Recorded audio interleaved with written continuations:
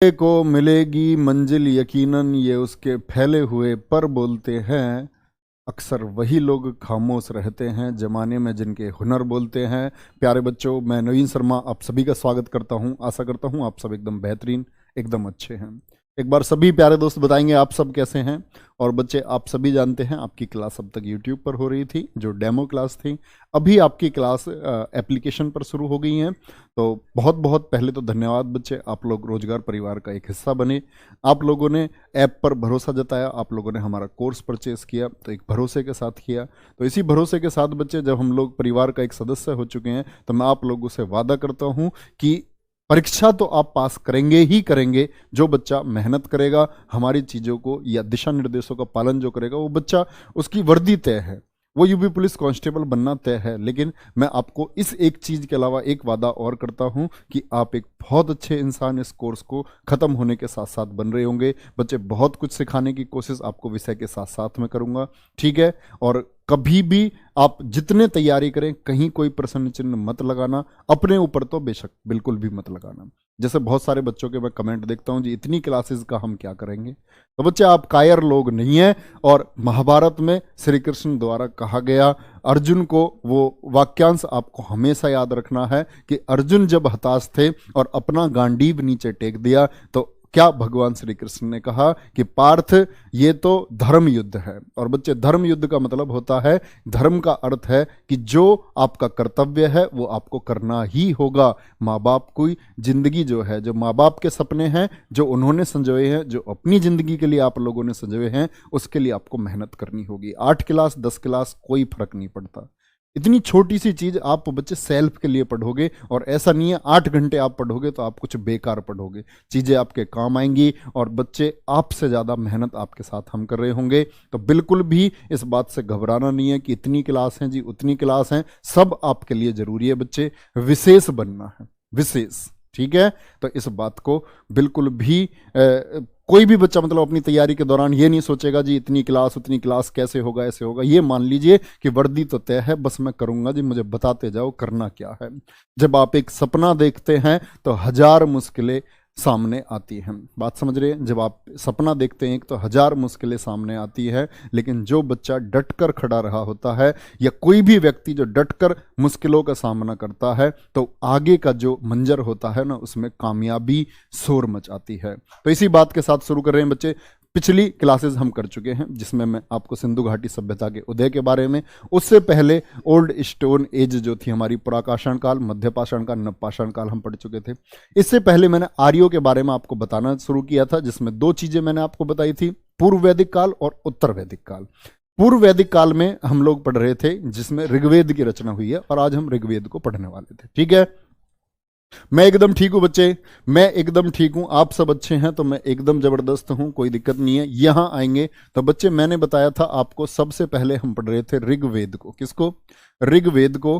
क्योंकि यहां वेद में आपको बता चुका था, वेद जिनकी संख्या 4 है। कितनी संख्या है वेदों की? 4। वेद का अर्थ मैं बता चुका था बच्चे आपको कि वेद का अर्थ क्या होता है, अपने समय के ज्ञान का संग्रह होता है। वो एक रिपोजिटरी है, उसका किसका? नॉलेज का रिपोजिटरी है। अपने टाइम के जो ज्ञान था, नॉलेज थी, उसको इकट्ठा किया गया, ठीक है। तो मैंने बोला इनको बोलते हैं हम ऋग्वेद। क्या बोलेंगे? ऋग्वेद। क्या बोलेंगे? ऋग्वेद। और अगर वेदों की बात आए, मैं आपको एक चीज बता रहा था, ये हैं पौरुषे। पौरुषेय का मतलब क्या है? पुरुष मतलब कोई व्यक्ति हो गया। पौरुषेय का मतलब, हिंदी में बच्चे जब आप शब्द पढ़ते हैं ना, ए का अर्थ होता है ना। जैसे अनाथ, अनाथ, नाथ का मतलब क्या है? जिसके माता पिता हो, है ना। अनाथ क्या है? जिसके माता पिता ना हो। तो ए का मतलब हिंदी में होता है ने पुरुष, मतलब किसी पुरुष ने इसकी रचना नहीं की है। वेदों की रचना किसी पुरुष ने नहीं की, और इसीलिए हम इनको साथ में यही बोलते हैं कि ये देवीय ज्ञान से प्राप्त हुए। किससे? देवीय ज्ञान से प्राप्त हुए। देवीय ज्ञान मतलब जो देवी देवताओं ने जो ज्ञान दिया, देवी देवताओं ने जो ज्ञान दिया, उससे हमारे वेद बने। तो इंपॉर्टेंट बात आई, क्या इनकी रचना किसी ने नहीं की? क्या वेदों की रचना किसी ने नहीं की? ऋग्वेद की? नहीं, किसी ने रचना नहीं की। वेदों का सिर्फ संकलन हुआ है, वाणी का संकलन। जैसे कबीर दास थे, कबीर दास ने कुछ कहा, तो उनके एक शिष्य थे धर्मदास। धर्मदास ने, कबीर ने जो कुछ भी कहा उसको इकट्ठा करके लिख लिया और एक संग्रह बनाया बीजक। क्या नाम दिया उसको? बीजक नाम दिया। तो यहां इंपॉर्टेंट बात यह आती है कि देवीय ज्ञान जिसका संकलन किया। तो ऋग्वेद की बात आते हैं बच्चे, ये बात मैं आपको बता रहा था।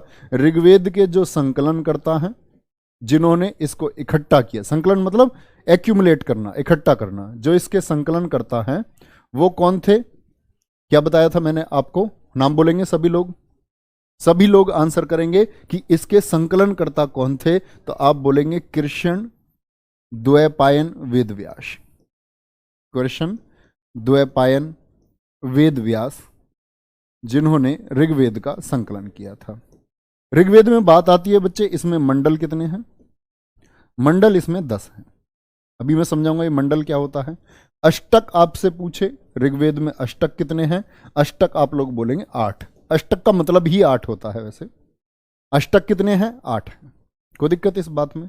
बच्चे मेरी बात आप तो लोगों तक पहुंच रही है, कोई दिक्कत तो नहीं है? बहुत सारे बच्चों के अभी भी गुड मॉर्निंग, गुड आफ्टरनून। थोड़ा सा आप लोगों का जो बच्चे कमेंट सेक्शन होगा मुझे लेट दिखेगा तो मैं देखता रहूंगा, है ना?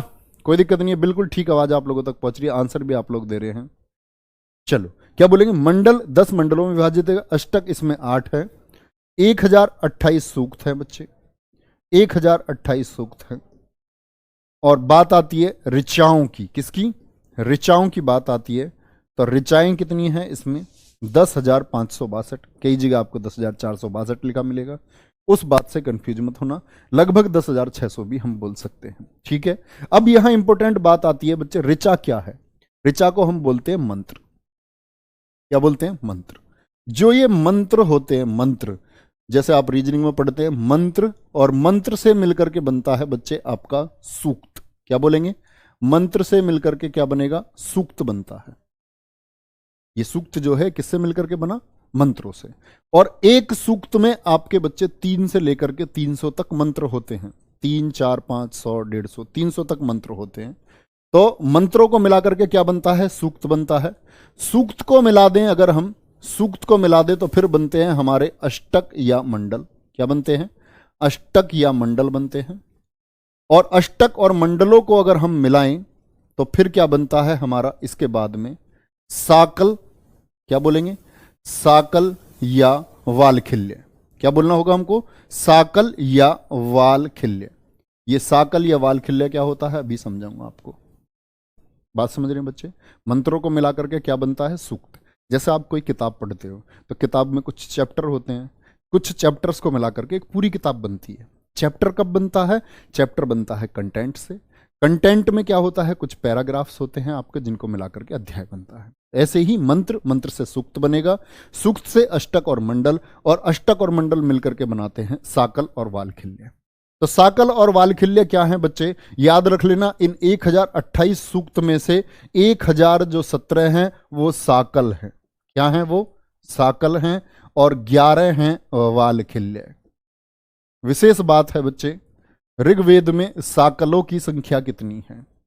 ऋग्वेद में साकल की संख्या कितनी है? क्या बोलेंगे सभी लोग? साकल की संख्या 1017 है, वालखिल्य की संख्या आपकी 11 है। शब्द पूछे, ऋग्वेद में कुल शब्द कितने हैं बच्चे? शब्द हैं आपके 1.50 लाख शब्द।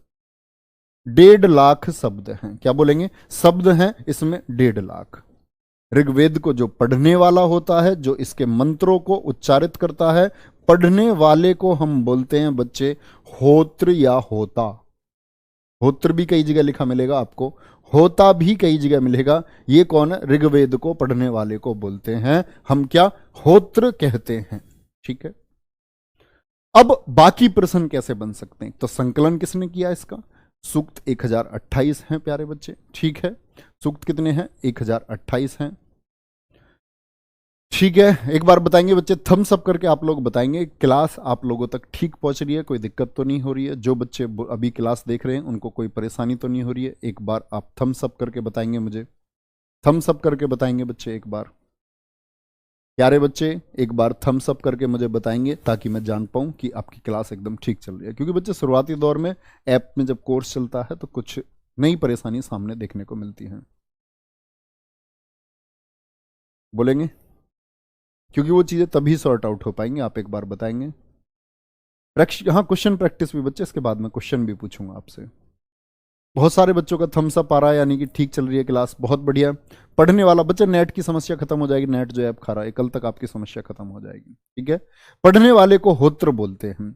अब बात आती है 10 मंडलों में क्या है, तो बच्चे इसमें लिख लेना 10 मंडलों में प्रमुख क्या है। एक तो लिखना तीसरा मंडल, तीसरा मंडल, 10 मंडल जो है इनमें प्रमुख। क्वेश्चन कैसे पूछा जाएगा, तो पूछेगा तीसरे मंडल में क्या है। जो तीसरा मंडल है, इस तीसरे मंडल में है गायत्री मंत्र। बोलेंगे गायत्री मंत्र सुना है नहीं? ओम भूर्भुवः तत्सवितुर्वरेण्यम भर्गो देवस्य धीमहि धियो यो नः प्रचोदयात्। तो ये तीसरा मंडल जो ये गायत्री मंत्र है, ये गायत्री मंत्र भैया सूर्य देवता के लिए है। पहला प्रश्न तो गायत्री मंत्र किस देवता के लिए समर्पित है? ये डिवोटेड है आपका सूर्य देवता के लिए। अब इंपॉर्टेंट बात है, कई बार क्या अनेक बार प्रश्न पूछा गया है बच्चे कि गायत्री मंत्र ऋग्वेद के कौन से मंडल में है? तीसरे मंडल में है। किसमें है? तीसरे मंडल में है। और ये जो गायत्री मंत्र लिखा है, ये किसने लिखा? ये लिखा था ऋषि विश्वामित्र ने। ऋषि विश्वामित्र ने लिखा। ये बात बच्चे नोट कर लेना, किसने लिखा? ऋषि विश्वामित्र ने इसको लिखा। रिटन बाई विश्वामित्र, ठीक है। गायत्री जो मंत्र है आपका, कोई दिक्कत? ठीक है, आगे देखेंगे बच्चे। आगे बात आती है गायत्री मंत्र की। बच्चे गंगा शब्द कितनी बार आया है मैं आपको कल बता चुका हूं। आप पिछले क्वेश्चन को क्यों पूछ रहे हैं? सिंधु 55 बार, सरस्वती 50 बार, आपकी बच्चे यमुना 3 बार, गंगा 1 बार, ये मैं आपको बता चुका, ठीक है। तो आती है गायत्री मंत्र क्या है, वो ऋषि विश्वामित्र ने लिखा। यहां तक कोई परेशानी किसी को नहीं होनी चाहिए। जो चौथा मंडल है, इसमें कृषि के बारे में बताया गया है, खेती के बारे में बताया गया है चौथे मंडल में, ठीक है।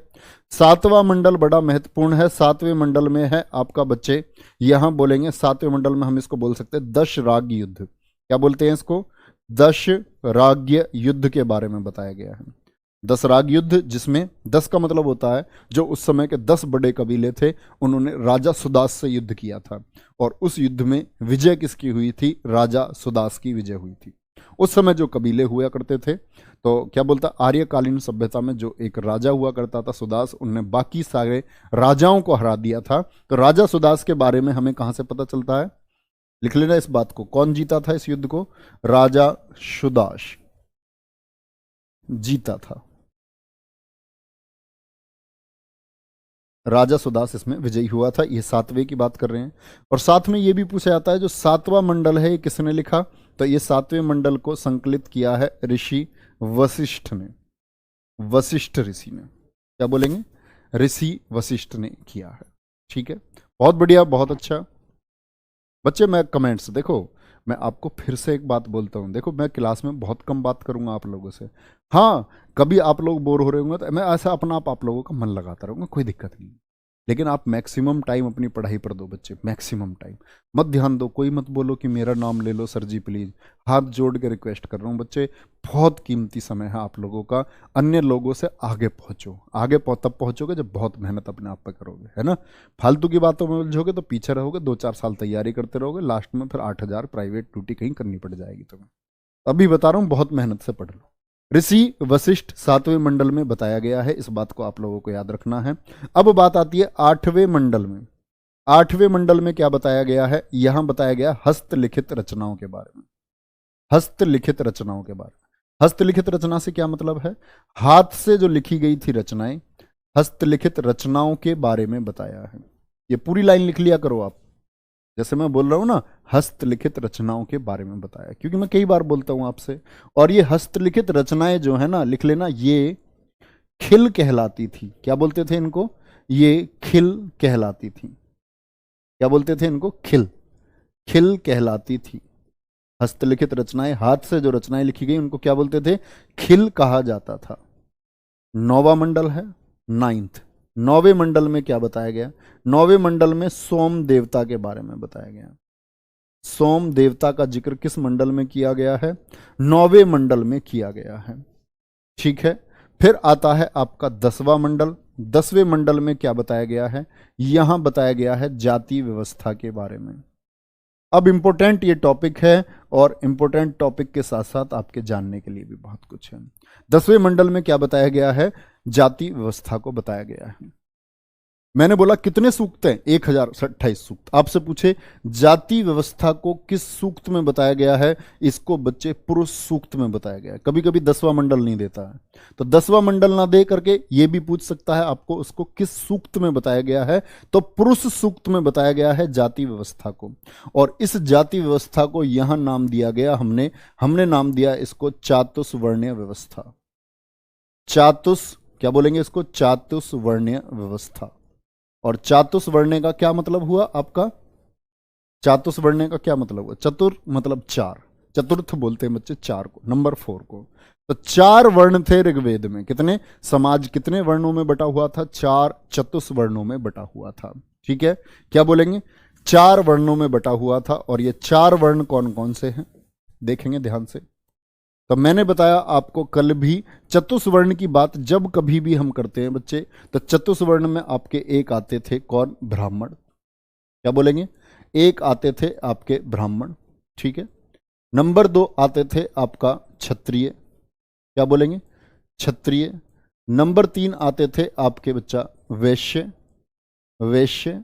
और नंबर 4 आते थे आपके शूद्र। क्या बोलेंगे? नंबर 4 आते थे आपके शूद्र। ये कौन लोग थे? कैसे इनको बांटा? इस ऋग्वेद के समय पर बड़ी अच्छी जाति व्यवस्था थी। इन्होंने बोला ब्राह्मण लोग वो हैं जो शिक्षा देने या शिक्षा लेने का काम करते हैं। क्षत्रिय लोग वो हैं जो रक्षा कार्यों से जुड़े हुए हैं, जो किले की रक्षा करते हैं, कबीले की रक्षा करते हैं, विश्व की कुल की रक्षा करते हैं। ठीक है, वैश्य लोग वो थे जो व्यापार में संलग्न थे, जो जुड़े हुए थे किसके साथ? व्यापार के लोग। और शूद्र लोग वो थे जो बच्चे कारीगर लोग थे, मेहनती लोग थे सबसे ज्यादा, इनको शूद्र कहा गया।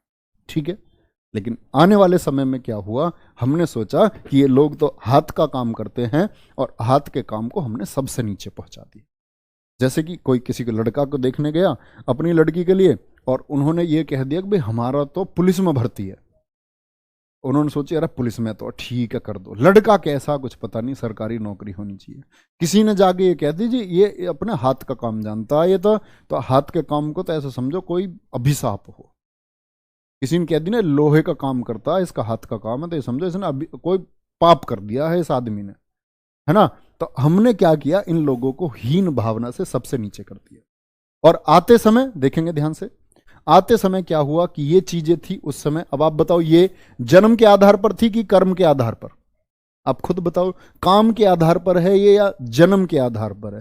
तो ऋग्वेद में जो जाति व्यवस्था थी वो थी कर्म के आधार पर। क्या? जो लोगों का काम था, जो उनका वर्क था, उसी के आधार पर डिसाइड की गई जाति। कोई भी हो, मान के चलो ये क्षत्रिय कल को अगर शिक्षा देने का काम करने लगता था तो ये ब्राह्मण हो जाता था। ठीक है, ये जो कारीगर था ये शिक्षा देने लगता था तो ये ब्राह्मण हो जाता था। बात समझ रहे हैं? तो पहले क्या थी? कर्म के आधार पर थी। ठीक है, गुरुजी नोट्स बना रहे हैं, इंग्लिश में लिखो। इंग्लिश में क्या लिखना बच्चे? इसमें मुझे ये जाति व्यवस्था को लिखना है, कास्ट सिस्टम को। ऐसा क्यों करते हो यार? हिंदी के 37 क्वेश्चन कैसे करोगे यूपी पुलिस के, ये बता दो मुझे। उस हिंदी को भी अंग्रेजी में पढ़ोगे क्या? तुम्हें तो मतलब कोशिश करनी चाहिए मैक्सिमम हिंदी की, क्योंकि आपके 37 क्वेश्चन बच्चे, समझ रहे हैं आप इस बात को? एक बड़ा पार्ट 25% पार्ट आपका हिंदी का है। और एक कास्ट सिस्टम या जाति ऐसा कोई शब्द नहीं है जिसको आप ना जानते हो। रक्षा सिक्योरिटी होगी, शिक्षा एजुकेशन हो गया, ब्राह्मण ब्राह्मण ही रहेंगे, क्षत्रिय वैश्य शूद्र इनको नहीं बदल सकते आप, है ना। तो कर्म के आधार पर थी, किसमें? कर्म के आधार पर थी, ये बात आपको याद रखनी है। एक बच्चे का कमेंट आ रहा है, ठीक है, पहले के लोगों ने इतना गंदा काम किया है, अब हम अपने माँ बाप को समझा नहीं पाते। बिल्कुल, सुरभि सिंह एकदम लिख रहे हैं। सुरभि सिंह पुरानी स्टूडेंट है गुड़िया हमारी। चलो भाई आगे 10th, यहां तक बात हुई है किसकी? कि 10वें मंडल में जाति व्यवस्था को बताया गया है। और जाति व्यवस्था बच्चे बहुत इंपॉर्टेंट है, इस बात को आप लोग याद रख लेना। अब बात आती है कि ये जो जाति व्यवस्था है इसके बारे में कहां से पता चलता है हमको। एक और क्वेश्चन दे देता है। तो ये जो जाति व्यवस्था मैंने बोला कर्म के आधार पर बताएगी, कर्म के आधार पर बताएगी। तो बच्चे कर्म के आधार पर याद रख लेना, ये जो इनके कर्तव्य थे, लिखना, इन जातियों के कर्तव्य धर्म सूत्र में बताए गए हैं। इसमें बताए गए हैं। इन जातियों के कर्तव्य धर्म सूत्र में बताए गए हैं कि भाई आप क्षत्रिय हैं तो आपको रक्षा करनी चाहिए, बताए गए हैं। कोई दिक्कत? ये जो जातियां हैं, ये जातियों को इन्होंने कर्म के आधार पर बांटा, साथ ही इनके कर्तव्य किसमें बताए गए? धर्म सूत्र में बताए गए हैं। एक लिखना बच्चे, ऋग्वेद का उपवेद। ऋग्वेद का उपवेद। उपवेद मतलब जब लोगों के समझ में ऋग्वेद नहीं आया, ऋग्वेद नहीं आया तो बच्चे एक उपवेद लिखा गया इसको आसान बनाने के लिए, ताकि मैक्सिमम लोग इसको समझ सकें, क्योंकि वेदों की भाषा बहुत जटिल है, बहुत कठिन भाषा है ना। तो इसका एक उपवेद लिखा गया, ऋग्वेद का एक उपवेद लिखा गया, और उस उपवेद का नाम है आयुर्वेद। क्या बोलेंगे? ऋग्वेद के उपवेद का। आपसे क्वेश्चन किस तरह पूछेगा? पूछेगा आयुर्वेद किसका उपवेद है, तो क्या आंसर देना है? आयुर्वेद ऋग्वेद का है। लेकिन एक हमारे बड़े विद्वान व्यक्ति हुए हैं भारतीय इतिहास में, और शल्य चिकित्सा के लिए सर्जरी के जनक के रूप में उनको जाना जाता है। नाम है सुश्रुत। क्या नाम है? सुश्रुत। तो ये जो सुश्रुत हैं, इन्होंने क्या बोला? इन्होंने बोला ये जो आयुर्वेद है ना, ये इन्होंने अर्थवेद से माना है। क्या माना इन्होंने? सॉरी, अथर्ववेद बोला। इन्होंने क्या बोला? कि अथर्ववेद का उपवेद ऋग्वेद। अब बात आएगी, मैं गलत बोल रहा हूं, सॉरी, मैं बोल रहा हूं कि इन्होंने बोला कि ये जो आयुर्वेद है ये अथर्ववेद का उपवेद है। तो कभी भी क्वेश्चन पूछा जाए सुश्रुत के अनुसार, सुश्रुत के अनुसार आयुर्वेद किसका उपवेद है, तो अथर्ववेद। और अगर ऐसा कुछ नहीं देता है सुश्रुत वाली बात को, आपसे पूछे आयुर्वेद किसका उपवेद है, तो क्या आंसर करेंगे बच्चे? तो आंसर करना होगा ऋग्वेद का उपवेद है। क्यों? उपवेद क्या होता है भैया जी? वेदों की भाषा को आसान बना करके जब लिखा गया, ठीक है, वेदों की भाषा को जब बोलेंगे, ठीक है। चलो भैया, यहां तक कोई दिक्कत? थम्स अप करके बताएंगे बच्चे, इतनी बात में कोई दिक्कत कि ऋग्वेद का उपवेद आयुर्वेद, आयुर्वेद क्या होता है, ये बात हमने बता दी, ठीक है। तो मैंने बताया कि ऋग्वेद जो था ये बच्चे किस काल में लिखा गया था? ऋग्वेद मैंने बताया था, अब तक हम बात कर रहे थे किसकी? पूर्व वैदिक काल की। किसकी? पूर्व वैदिक काल की बात अब तक हम कर रहे थे, ठीक है, पूर्व वैदिक काल, जिसमें मैंने बताया था आपको आर्यों के बारे में। तो बच्चे यहां कुछ विभेद करने जा रहा हूं मैं, छोटी छोटी बातें हैं, समझना इन बातों को कि क्या मैं आपको बताने जा रहा हूं। मैंने बोला कि अब तक क्या बाल विवाह था? क्या जो आर्यंस थे, हमारे जो आर्य लोग थे, वो बाल विवाह करते थे क्या? यस और नो में आंसर करते जाना बच्चे। क्या इनके बाल विवाह की बात छोड़ो, क्या यहां पर्दा प्रथा थी? क्या आर्य लोग पर्दा प्रथा को अपनाते थे? क्या यहां छुआछूत जैसी चीजें थीं? यस और नो में आंसर करना बच्चे। अभी तक आप जो बातें समझ पाए हों, अब तक जो मैं आपको समझाने की कोशिश कर रहा था, पर्दा प्रथा थी, छुआछूत थी या नहीं थी? अब बात आएगी, क्या जाति प्रथा यहां थी? जाति प्रथा थी, मतलब समाज कैसे बदल रहा है ये मैं आपको समझाना चाह रहा हूं। जाति प्रथा के बाद में बच्चे कुछ खोज हैं इनकी, वो बताऊंगा मैं आपको भी। बोले एक बार, तो सभी लोगों का आंसर आएगा नो नो नो नो। बाल विवाह ऋग्वेद जब तक था, जब तक आर्य थे, तब तक इनमें ये प्रथाएं नहीं थी। बाल विवाह नहीं था, पर्दा प्रथा नहीं थी, छुआछूत जैसी चीजें नहीं थी, जाति प्रथा जैसी चीजें नहीं थी, ठीक है, और नशा पत्ता भी नहीं था। आर्य लोग इतने समृद्ध थे कि ये दूध और दूध के बने उत्पाद जो होते थे, जो प्रोडक्ट्स थे, मिल्क प्रोडक्ट्स, उन्हीं का इस्तेमाल करते थे, ठीक है, दूध के प्रोडक्ट्स का। नशे जैसी चीजें इनके सामने कुछ नहीं थी। तंबाकू की खेती तक से भी ये परिचित नहीं थे। जब मैं आपको मीडिएवल हिस्ट्री पढ़ा रहा हूँ तब मैं बताऊंगा कि तंबाकू तो इंडिया में पुर्तगाली लेकर आए, नशे जैसी चीज इंडिया में कौन लेकर के आए? वो पुर्तगाली लेकर के आए। ये हम आगे जान रहे होंगे। क्या जहांगीर के समय पर, अकबर के समय पर बर्नेल नामक एक आदमी आएगा जो अकबर के दरबार में तंबाकू चिलम लेकर के जाएगा, है ना। तो ये लोग देखो कितना सभ्य समाज था। लेकिन आज क्या ये चीजें हैं? हाँ, आज तो इन चीजों पर सबसे ज्यादा जोर दिया जाता है। बाल विवाह में हम लोग आगे हैं दुनिया में, पर्दा प्रथा में हम लोग आगे हैं, छुआछूत में हम लोग आगे हैं। मतलब दूसरे की को तो हम झांक कर देखने की कोशिश करते हैं कि इसकी शक्ल हमें कैसी दिख जा, बस उसने घूंघट भी कर रखा तो ये सोचेंगे इसका चेहरा दिख जाना चाहिए हमें। लेकिन बात आएगी कि जब अपने घर की कोई औरत है तो वो मुंह ढक के रहनी चाहिए, उसका मुंह किसी को नहीं दिखना चाहिए।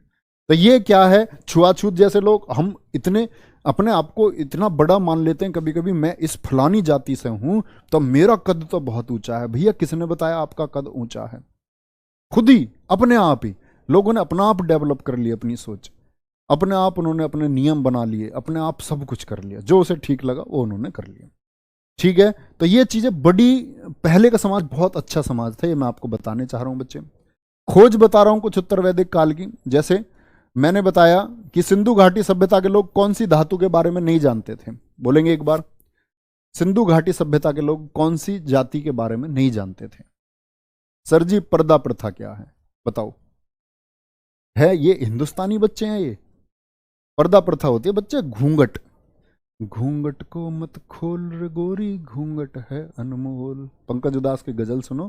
घूंघट होता है बेटा ऐसे शादी के बाद जो ऐसे रह लेते हैं ना, और फिर उसको ऐसे ऊपर, देखा आपने, मुंह ढक लेना, मुंह नहीं दिखना चाहिए, है ना। औरंगजेब जैसे लोगों की वजह से इंडिया में लागू हुआ कि लड़कियां अपना मुंह ढक करके रहती थी कि भाई औरंगजेब सुंदर लड़कियों का अपहरण करवाता था, उनको उठवाता था।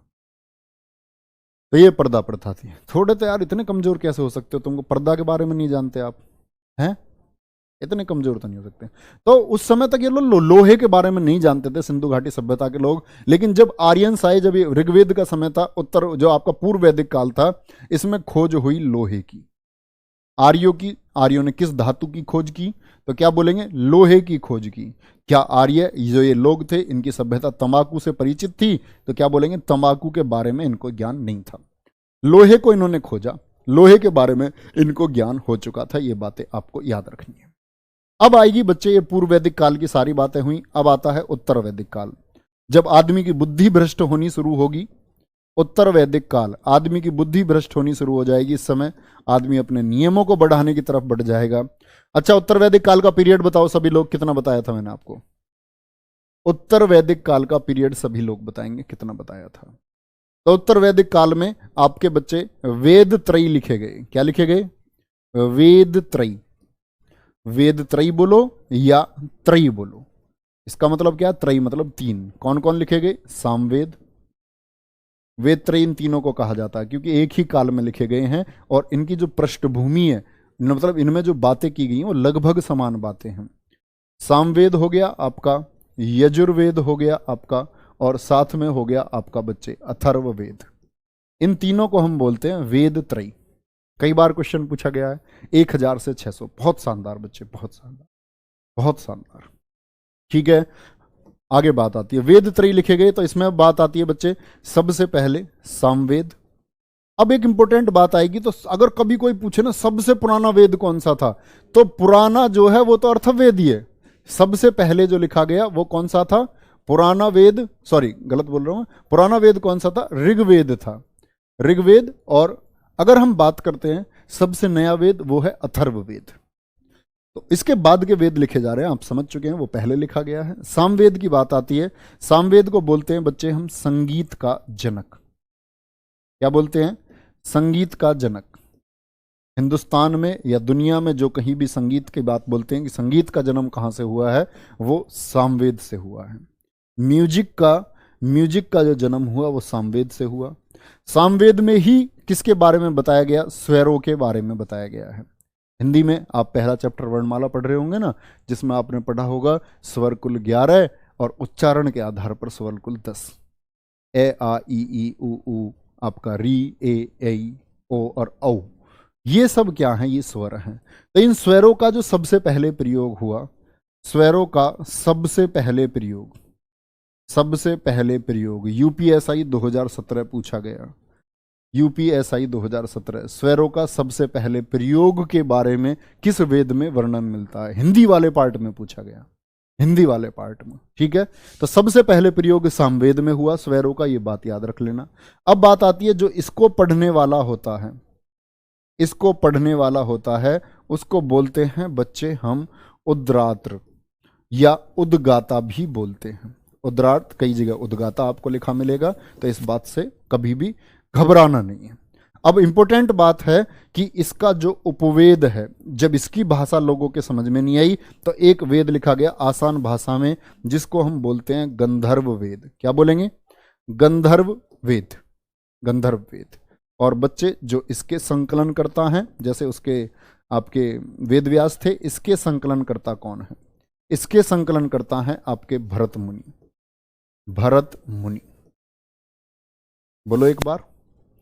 संगीत उद्गाता स्वरों का सबसे पहले प्रयोग सामवेद में हमको मिलता है। इसी को हम संगीत का जनक भी बोलते हैं, संगीत का वेद इसी को बोलते हैं। और इसके रचनाकार कौन है? वो है भरत मुनि। क्या बोलेंगे? यहां तक कोई दिक्कत? चलो भाई, अगली बात पर बढ़ते हैं। पढ़ने वाला हो गया आपका, इसको बोलेंगे उद्गाता। उपवेद हो गया आपका बच्चे, क्या हो गया? उपवेद हो गया। कुछ गलती कर दी क्या मैंने? अच्छा अच्छा अच्छा अच्छा, बच्चे सही, बिल्कुल। एक बच्चे का कमेंट आ रहा है, ऊपर कमेंट दिखाओ। एक बच्चे का कमेंट आ रहा है, एक बच्चे ऊपर दिखाओ। एक बच्चे कमेंट गया था भी, उसने बहुत कुछ ठीक लिखा। देखो एक हम मिस्टेक कर गए हैं। वेद त्रयी में मैंने ये अथर्ववेद को शामिल कर लिया है गलती से। वेद त्रयी में मैंने अथर्ववेद को शामिल कर लिया। बच्चे अथर्ववेद नहीं आएगा वेद त्रयी में, आपका यहां आपको लिखना होगा ऋग्वेद। क्या लिखना होगा? ऋग्वेद। Sorry, heartly sorry. एकदम बहुत बढ़िया बच्चे, थैंक यू। नहीं, ऊपर गया उस बच्चे का कमेंट, नाम देखो उसका। बहुत बढ़िया। गुरुजी ये मंडल छोड़ कर क्यों बताए हैं? बच्चे मंडल में बताता रहूंगा ना आपको, तो ऋग्वेद ऐसा हो सकता है हमें 1 साल तक ऋग्वेद ही पढ़ना पड़े। इस दुनिया में सिर्फ ब्रह्मा ज्ञान हुआ है ऋग्वेद का, जहां से क्वेश्चन पूछेगा, क्योंकि बाकी वेदों में जो मंडल बताए गए उन मंडलों में कुछ बताया नहीं गया ऐसा विशेष, जो आपकी परीक्षा के लिए महत्वपूर्ण हो, इसीलिए छुड़वाए हैं, है ना। ऐसे तो मैं 1028 सूक्त ना लिखवाने लग जाऊं आपको कि 1028 सूक्तम क्या है? चलो भाई, दिक्कत देखो, बच्चों को दिक्कत आ रही है एक, क्लास चलते चलते बंद हो रही है, ऐसा क्यों है? नहीं, पीडीएफ डिलीट नहीं होंगे। सैंकी मोहित, खिल भैया, खिल जमीन को भी कहा जाता है। खिल जमीन को बोलेंगे बच्चे, जनपद काल आएगा जब बोलेंगे। खिल जमीन को भी कहा जाएगा, लेकिन जनपद काल आएगा जब। विवेक कुमार, वेद त्रयी में अथर्ववेद नहीं आता, बिल्कुल ठीक कह रहे हैं। आगे बोलेंगे बच्चे, पहले आप लोगों की बात पढ़ लेता हूं मैं, सब लोगों की। ठीक है, 10वां मंडल बच्चे, 10वां मंडल। एक बच्चा पूछ रहा आर्य कौन थे, तो उत्तर है, पढ़े मत, जब से क्लास में बता रहे इतने दिन से। कल क्लास में क्या बताया था आर्य कौन थे? ठीक है, कोई दिक्कत नहीं है, बिल्कुल ठीक है। चलो आगे बढ़ें, एक बार थम्स अप करके बताओ, आगे बढ़ें। थम्स अप करके बताएंगे सभी लोग, आगे बढ़ें भैया। ऐप ठीक हो जाएगा बच्चे, हो जाएगा ठीक। चलो, वेरी गुड। एक बच्चा पूछ रहा है जी, 10 राग युद्ध किस नदी के तट पर हुआ था? बच्चे रावी नदी के तट पर हुआ था, रावी नदी के तट पर हुआ था। बहुत बढ़िया, मजा आ रहा है तो अच्छी बात है, इससे ज्यादा अच्छा क्या हो सकता है। मैंने बोला ना, प्राचीन इतिहास सबसे बोरिंग होता है, नए बच्चे के लिए बोरिंग है। देखो एक बच्चा था हमारे पास में यूपी कांस्टेबल का, उसने बोला जी मैंने पिछली बार 49,500 वाला पेपर भी दिया, 41,000 वैकेंसी वाला पेपर भी मैंने दिया है, 49,568 भी मैंने दिया, तो मैं सफल नहीं हो पाया। तो मतलब उसकी बात ही मुझसे कनेक्ट था। अंकित नाम है उस लड़के का आज भी, और यूपीएसआई टॉपर्स लिस्ट में वो बच्चा पहुंच रहा है। तो टॉपर नहीं होगा तो लगभग उस बच्चे के 143 क्वेश्चन ठीक है, समझ रहे हो, जो यूपी कांस्टेबल में सफल नहीं हो पाया। तो चीज़ों को सीखना इसलिए ज़रूरी है कि बच्चे, मैं ये नहीं चाहता कि आप सिर्फ यूपी कांस्टेबल तक सीमित होकर रह जाए। मैं चाहता हूँ चीज़ों का आप एक बार में इतना अच्छा पढ़ें कि आप आगे तक चलते रहें। नहीं तो बच्चे, मैं सिर्फ मान के चलो 6 से 7 दिन की क्लास में आपको ये डिजाइन कर सकता हूँ कि कौन से क्वेश्चन आपके पूछे जाएंगे और मैक्सिमम कहाँ से पूछा जाएगा। 6 से 7 दिन लगेंगे उस चीज़ में, उसके लिए मत घबराओ। ये चीज़ें आपके सीखने के लिए हैं, अभी आपका समय है, तो आप लोग अभी जितना अच्छे पढ़ लोगे, क्योंकि आगे आगे जैसे अगर नहीं पढ़ोगे बच्चे तो जीवन में डिमोटिवेट होते जाओगे, फिर पढ़ ही नहीं पाओगे, है ना। तो इसीलिए बहुत जरूरी है चीज़ों को जानना सबको। चलो भाई, एक बार आगे चलेंगे। ये सामवेद की बात हुई, अब आते हैं हम यजुर्वेद की बात पर। यजुर्वेद की बात पर, यजुर्वेद में क्या बताया गया बच्चे? यज्ञ जो होता है, जो हवन वगैरह होते हैं घर में देखते होगे ना, यज्ञ और जितने भी कर्मकांड हैं, कर्मकांड से मतलब है कि जैसे बहुत सी जगह होता है कि भाई बारिश नहीं हो रही है तो बोलते हैं ना, वो भंडारा करवा लो, खीर बनवा लो, खीर। देखिए तुमने बनती हुई खीर का भंडारा होते हुए कि धरती बारिश नहीं हो रही है, तो खीर बंटवाओगे तो बारिश हो जाएगी। तो ये क्या है? ये सब कर्मकांड है। मनुष्य जब मरता है तब कुछ संस्कार होते हैं, मैंने आपको बताया। जीव व्यक्ति का जन्म होता तब कुछ संस्कार होते हैं। तो ये सब कर्मकांड या यज्ञ वगैरह हवन ये सब किस में बताए गए हैं? यजुर्वेद में बताए गए हैं। ठीक है, ये अकेला ऐसा है जो गद्य और पद्य दोनों में है। गद्य और पद्य दोनों में, गद्य और पद्य दोनों में है। ठीक है, प्रोज वाले पार्ट में भी है, पोइट्री वाले पार्ट में भी है। ठीक है, बहुत बढ़िया। क्या बोलोगे? गद्य और पद्य दोनों में है। वो कौन है? वो यजुर्वेद है। पढ़ने वाला कौन है? जो इसको पढ़ता है, इसको पढ़ने वाला कहलाता है अर्धव्यू। क्या बोलेंगे? अर्धव्यू कहलाता है इसको पढ़ने वाला। सॉरी, मैं गलत लिख दिया सब थोड़ा। अर्धव्यू कहलाता है इसको पढ़ने वाला। और अब बात आती है बच्चे, जो इसका उपवेद है, जो इसको समझने के लिए लिखा गया, तो वो उपवेद का नाम है आपका धनुर्वेद। धनुर्वेद। और जब आप हिंदी पढ़ेंगे ना, हिंदी साहित्य, तो आप एक चीज का नाम सुनेंगे बार बार। वो चीज कौन सी है? और ऋषि लिख लेना। इसके ऋषि कौन थे? संकलन करता ऋषि हैं इसके विश्वामित्र। विश्वामित्र ऋषि ने इसको लिखा है। यहां मैंने बच्चे एक बात लिखी कि ये गद्य और पद्य दोनों में है। इस बात का क्या मतलब है? जब कोई चीज गद्य और पद्य दोनों में लिखी जाती है उसको बोलते हैं हम चंपू काव्य। क्या बोलते हैं? बोलेंगे सभी लोग एक बार। अगर कोई चीज या कोई ग्रंथ हो, कोई रचना हो जो गद्य और पद्य दोनों में लिखी जाए, दोनों में लिखी जाए, तो उसको हम बोलते हैं बच्चे चंपू काव्य। बोलेंगे सभी प्यारे बच्चे, क्या बोलते हैं उसको? हम चंपू काव्य कहा जाता है। हर एक बच्चे का कमेंट चाहता हूं इसमें। Very good. कोई दिक्कत? यहां तक कोई भी दिक्कत नहीं है बच्चे। आर्य लोगों ने लोहे की खोज की। लोहों से वो परिचित थे आर्य लोग। इस बात को आपको याद रखना है। आर्य लोगों की धातुओं में सबसे बड़ी खोज वो लोहा था। आप बार बार क्यों लिख रहे हैं वो बात मैं आपको बता चुका हूं, है ना? तो क्या बोलेंगे? यजुर्वेद के बारे में बच्चे, यज्ञ कर्मकांड इसमें बताए गए, गद्य और पद्य दोनों में है। इसी को चंपू काव्य बोलते हैं। क्या बोलते हैं? चंपू काव्य। पढ़ने वाला अर्धव्यू। उपवेद इसका धनुर्वेद है। ऋषि कौन है? इसके ऋषि हैं विश्वामित्र ऋषि ने इसको लिखा। चौथा वेद और सबसे नया वेद है आपका अथर्ववेद। बोलेंगे अथर्ववेद। ये कौन सा है? अथर्ववेद को ही हम ब्रह्मवेद भी बोलते हैं। क्या कहा जाता है इसी को? ब्रह्मवेद कहा जाता है।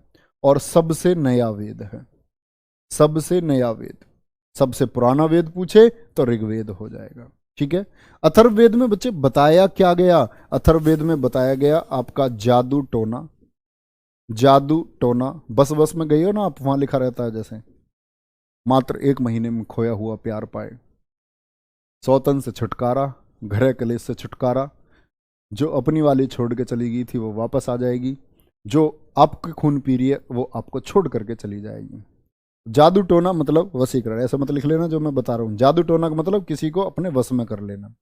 वशीकरण जैसी चीजें, वशीकरण जैसी चीजें। ठीक है। और आपका कृषि, साथ में समझना, कृषि जो फसल थी, कृषि को प्रभावित करने वाले कीट, कृषि को प्रभावित करने वाले कीट। ऐसी बात तो बहुत खुश रहते हो, सबके दांत दिख रहे हैं। कृषि को प्रभावित करने वाले कीट, है ना? यहां समझ लो इतनी बात मेरी। ऐसी बात पर बहुत फोकस करते हो, है ना?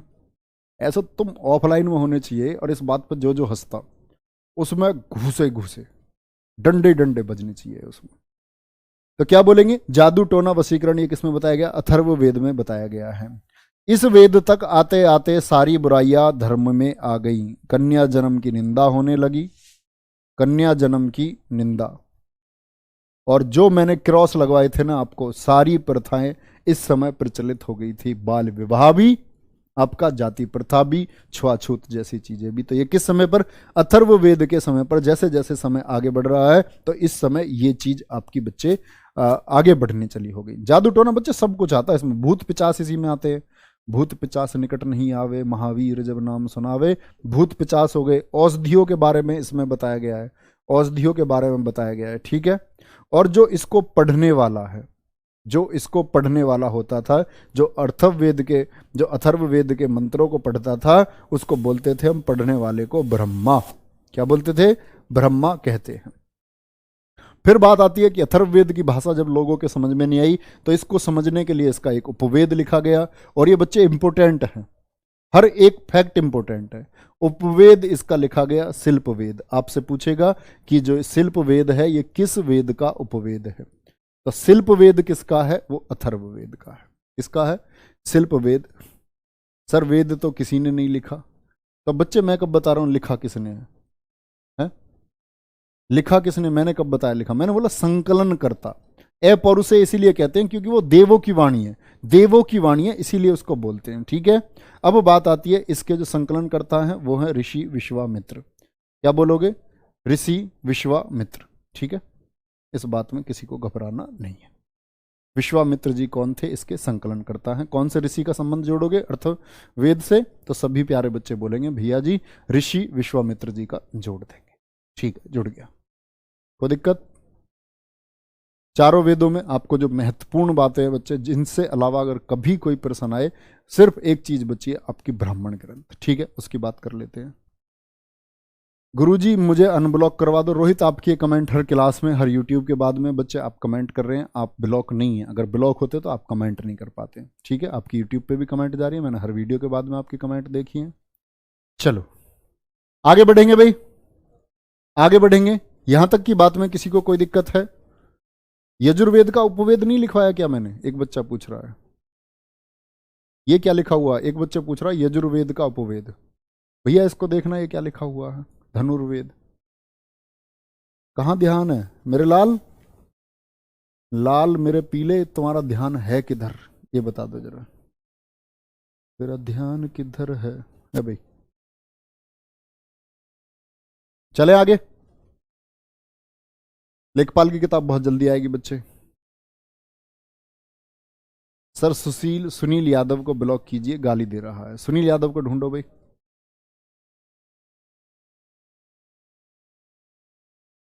सुनील यादव तो कोई नहीं है बच्चे, टेक्निकल टीम तो मना कर रही है, कोई सुनील यादव है ही नहीं है।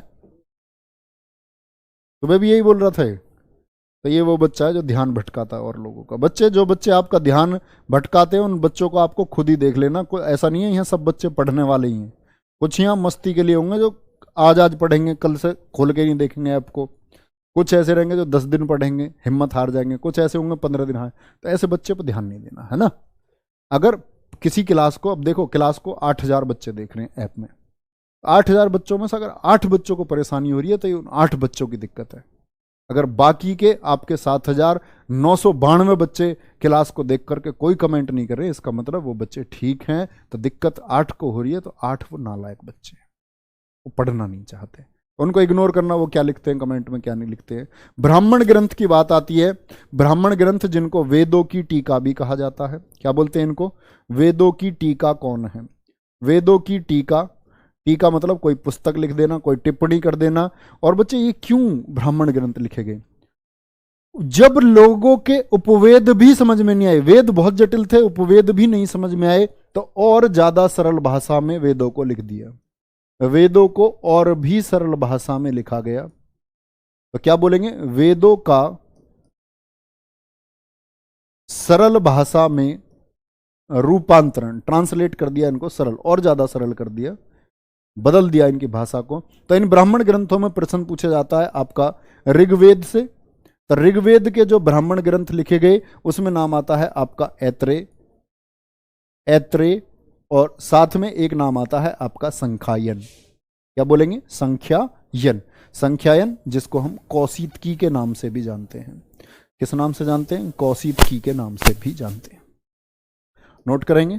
तो ऐत्रेय पूछेगा, ऐत्रेय किसका ब्राह्मण ग्रंथ है? ये मैंने आपको प्रैक्टिस सेशन में भी बताया था, ये मैं आपको नोट करा चुका था प्रैक्टिस सेशन में। और जीएस के प्रैक्टिस सेशन के लिए एक बार बताओ कौन कौन बच्चा दिल से वेट कर रहा है?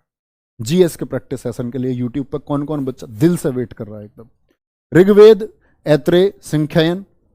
और बच्चे आप देख रहे होगा, आप जीएस की जो क्लास ले रहे होगे ना, बाकी जिन बच्चे जो प्रैक्टिस सेट से उससे जुड़े हुए होंगे, तो उनको बेसिक चीज़ें एकदम क्लियर हो गई होंगी। किसी क्लास को लेने में उनको समस्या नहीं आ रही होगी, क्योंकि मैक्सिमम चीज़ें हम पढ़ चुके हैं। और उसे बहुत बेहतर बनाऊंगा बच्चे में, बहुत शानदार। ऋग्वेद का ऐत्रेय और संख्यायन हो गया। सामवेद की बात आती है बच्चे, ऐसे ही पूछेगा आपसे सामवेद, ऐसे ही पूछेगा आपसे यजुर्वेद, और ऐसे ही आपसे पूछेगा अथर्ववेद कि इनके ब्राह्मण ग्रंथ कौन कौन से हैं। तो कभी भी दिक्कत नहीं करनी है। सामवेद के हैं पंचविश, दो ही इंपॉर्टेंट है वैसे तो, पंचविश और षड्विश।